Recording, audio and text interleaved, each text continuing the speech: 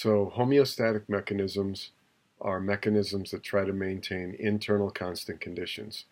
They are systems that evolved from ancestors, and the reason the different homeostatic systems got different than one another in different animals is because of divergence. It's an evolutionary thing. Organisms that share similar homeostatic systems share a common ancestor. You'll see that in just a minute. Variations in the homeostatic systems reflect differences in the selection pressures in the different environments. So, one of the favorite topics to talk about here with this is vertebrate circulation. Vertebrates are animals with a backbone. They showed up in the Cambrian explosion more than 450, more than 500, I guess, million years ago. The fish evolved more than 400 million years ago and developed the first closed circulation systems of the vertebrates. Fish circulation was what we call single circuit. The blood only went through the heart one time for one complete circulation around the body. The blood vessels that were invented included the following. There was a capillary for exchanging nutrients, veins for returning blood back to the heart, arteries for taking blood away from the heart and going to the capillaries, atria, the collecting chamber in the heart for receiving blood from veins, and ventricles, which are the pumping chambers in the heart to pump blood out into arteries. Fish circulation looked like, let's go ahead and scroll. All right, so fish circulation looks like this diagram you see on the left. Here's the atrium, here's the ventricle. The blue blood, which is lacking oxygen, comes out, splits, and goes one side of one branch goes to one gill, one branch goes to the other gill. The blood changes to red.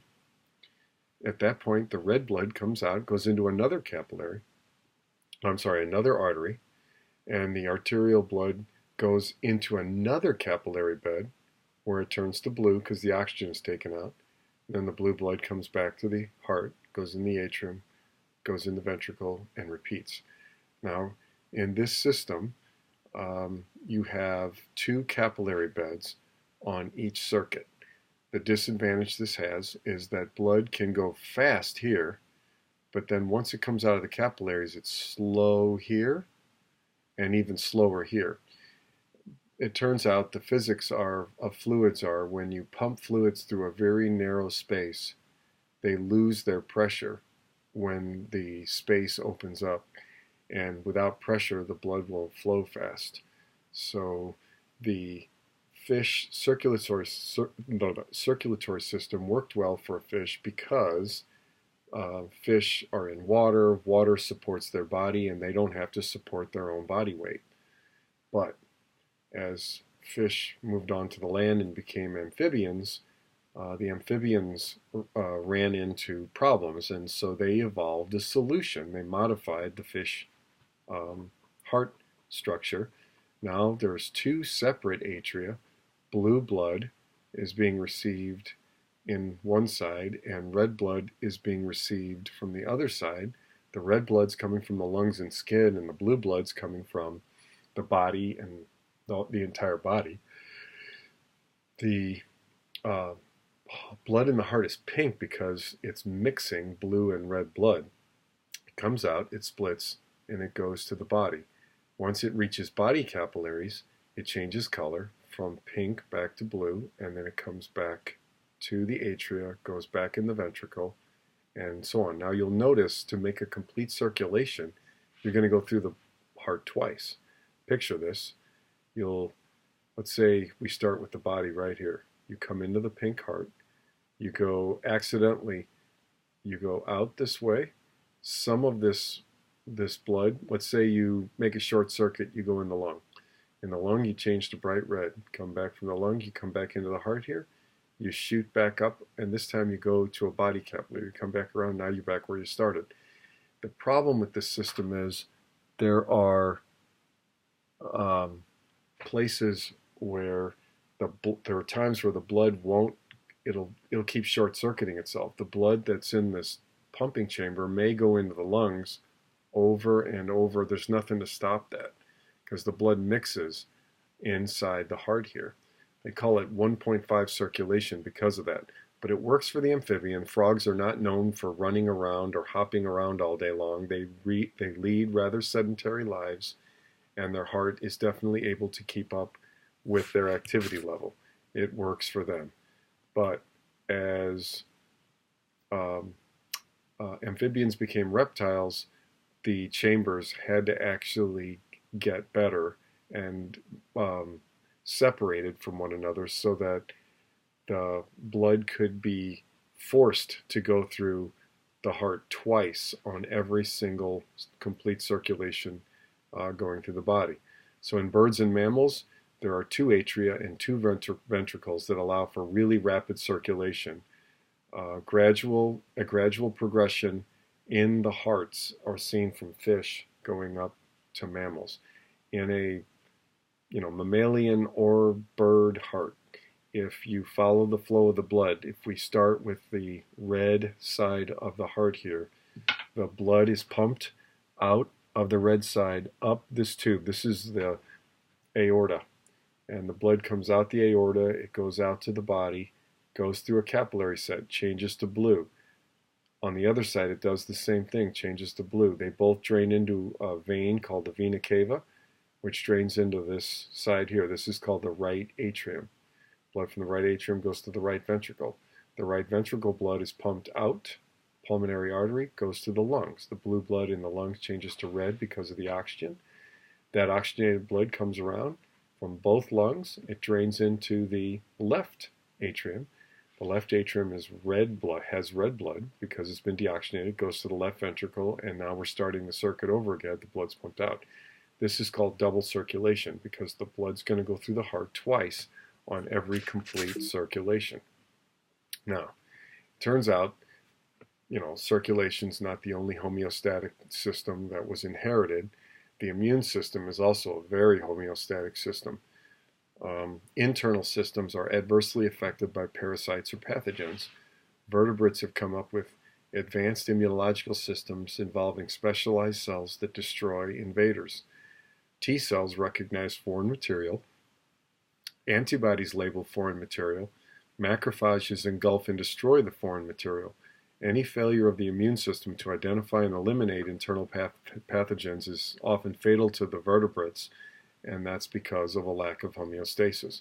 What we have in this picture here is these are anthrax bacteria, and they're hard to eat because they're so long. And this is a white blood cell that's trying to engulf by phagocytosis the anthrax to destroy it. Anthrax is a particularly rapidly growing bacteria, and it's easily fatal because of their shape and their virulence factors, the kinds of chemicals they make. So white blood cells tend to kill the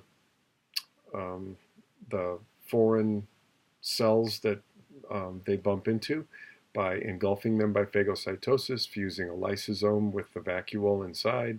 The lysosome breaks down the bacteria, and then the white blood cell dumps the bacteria out. I should point out that there are some species of bacteria that are resistant to our enzymes from our lysosomes. One of them is tuberculosis. That's why tuberculosis is a bad disease. It actually has resistance factors to our lysosome enzymes, so we have a hard time killing it. That brings us to now disruptions to ecosystems impact the dynamic homeostasis or balance of the ecosystem. It turns out that if, like a human body, if you put a parasite in the body, if it overgrows and disrupts homeostasis, the human body dies. The same thing happens to whole ecosystems.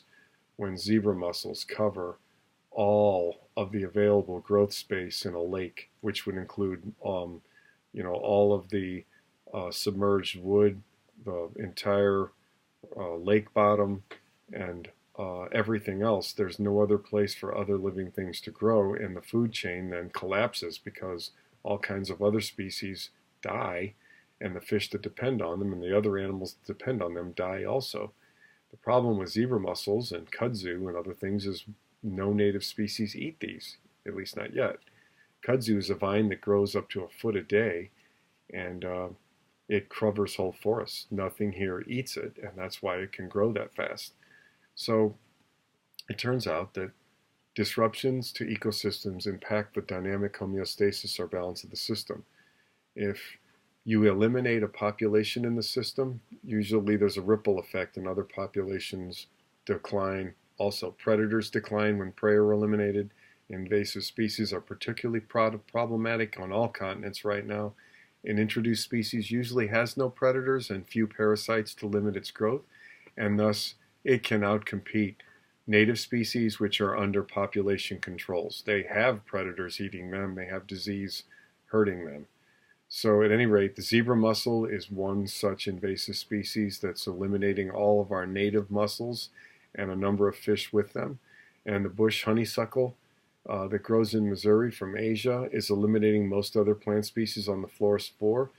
And when native plant species disappear, the animals that depend on those species of plants also die. So in the forest here, the vines growing over the trees cause the trees to die. And since nothing's eating the kudzu, all the native animals that were depending on the trees and all the other plants there, they're dead too, or they have to move on. So it turns out that vertebrates are not the only life forms with immune responses. Most organisms are capable of a non-specific immune response to maintain homeostasis. Plant cells have receptors for generalized pathogen proteins, and when infected, plant cells produce goofy secondary compounds like salicylic acid and other compounds to help stop the growth of parasites. The secondary compounds inhibit the growth of the pathogen, and they make the plant less vulnerable to it. Invertebrates also have receptors for generalized pathogenic compounds, and when infected, invertebrates produce compounds that inhibit the growth of the pathogens. They do have phagocytic cells that engulf, but they don't have T cells and B cells like vertebrates do. That's a unique vertebrate phenomenon. Now, the last part of this is specific defense, mammalian immunity. This is how the human immune system works. So mammals possess two important types of immune cells, B lymphocytes and T lymphocytes, also called B cells and T cells. These two cells are distinguished by the specific cell membrane markers that they manufacture. T cells have CD4 proteins on their surface. That's what signifies who they are. They're also called helper T cells because they help other cells do their job. T cells with CD8 proteins are responsible for destroying intracellular parasites. Now that's different than the T cells with CD4. T cells with CD4 do not destroy cells with intracellular parasites, but they help CD8 T cells destroy cells that are infected by intracellular parasites. The CD8 positive T cells are also called cytotoxic or killer T cells. Killer T cells destroy intracellular pathocytes by destroying the cells that harbor them. They actually stimulate the cell to undergo suicide or apoptosis, or they just pop it. B cells, on the other hand, are different than T cells.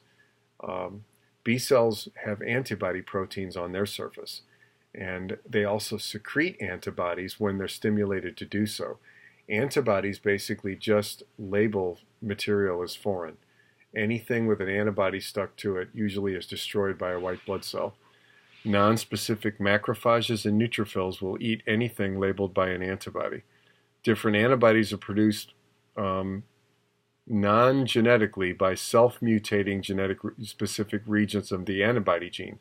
What non-genetically means is that you did not inherit all the different antibodies that you make from your parents. What you did instead was you randomly mutated 10 billion different ways your antibody gene, your single antibody gene that you got from your parents. And that allows you to produce a bazillion different proteins. In reality, you have more than one antibody gene, but you do not have 10 billion. But it's estimated you can make millions at least of different antibodies, probably in the order of over 1 billion. And that's because of the self-mutating process that the B cells go through to actually do that. So basically, to here's a target cell infected with a virus, and here's a killer T cell. What the killer T cell does is it binds to directly to the target cell, and it stimulates the target cell to undergo apoptosis. It also works to pop it. So in the end, the target cell actually falls apart, and the virus that's in the cell may infect other cells, but a lot of times it's destroyed in the process. B cells, on the other hand, and by the way, helper T cells help this interaction take place. That's their job. Antibodies, though, are made by the B cells. Antibodies basically are complicated proteins. They are made of 4 polypeptides. 1, 2, 3, 4. 2 are heavy and 2 are light. Okay? And the tips of the antibodies out here are what bind to the bad guys, the antigens. And the tailpiece down here has the phagocytosis receptor on it. So the antibody sticks. This is a macrophage here. And there's a bacterium stuck on the surface of an antibody. What the macrophage is going to do now is it's going to eat this whole thing. It will engulf the entire thing because it's sticking to the tailpiece. That's here. And it's going to pull this whole thing in and eat it. That's what an antibody's job is to stimulate white blood cells to do just that. So that brings us to the classic antibody primary, secondary, and tertiary response. If you want to measure how well somebody's immune system is doing, you measure the amounts of antibodies they're making. It's much harder to measure T cell quantities in the blood or T cell chemicals. T cells don't really secrete any proteins, so they're very hard to measure. But B cells secrete antibody, and antibodies are a measurable thing. Turns out the reason we get sick when we first get exposed to a pathogen is because there's a several-day lag period during which time you have to create the clone war to beat the parasite. If they get ahead of you during this time, your infection's fatal. So if by the end of 3 or 4 days, usually you have B cells, now millions of them, manufacturing antibody, and the antibody concentration reaches a high level, and the antibody basically labels the bad guys for destruction, and your white blood cells destroy them all. Oh, excuse my yawn. Then the antibody level tapers off by the 20th day because you don't need them anymore. The infection's over. Then let's say like 60 days after the initial exposure, you get exposed again to the same pathogen. This time, there's no lag period. There's an immediate spike because, see, you've already made the millions of B cells that make these antibodies. There's an immediate spike in the antibody level, and you destroy the pathogen before you even get symptoms of illness. And then it goes down. The antibody level will taper off. And then if you get a tertiary response later on, your antibody level may have fallen even lower, but you get, again, an immediate response upward, and then it'll start to taper off. This is the reason why many times you have to get booster vaccines. The first vaccine causes this response, but this might not be enough to keep you safe. Then you wait a little while and you get a second shot. This is usually going to be enough to make you safe. If it's a really nasty bacteria, you'll need a third response to push your antibody levels, to the higher. The reason these get higher is each time you get infected, you make more of the clones of the cells that are actually making the antibodies to destroy the parasite. So if you got a fourth, exposure, you'd get even higher immune response. And so that's the reason for vaccine boosters. So now I think that concludes this part of internal homeostasis, and that brings us, I think, to, let's get to this, and then go here. All right, yeah, cell differentiation, that is the next topic. So that'll conclude what we've got going here. All right, let's see.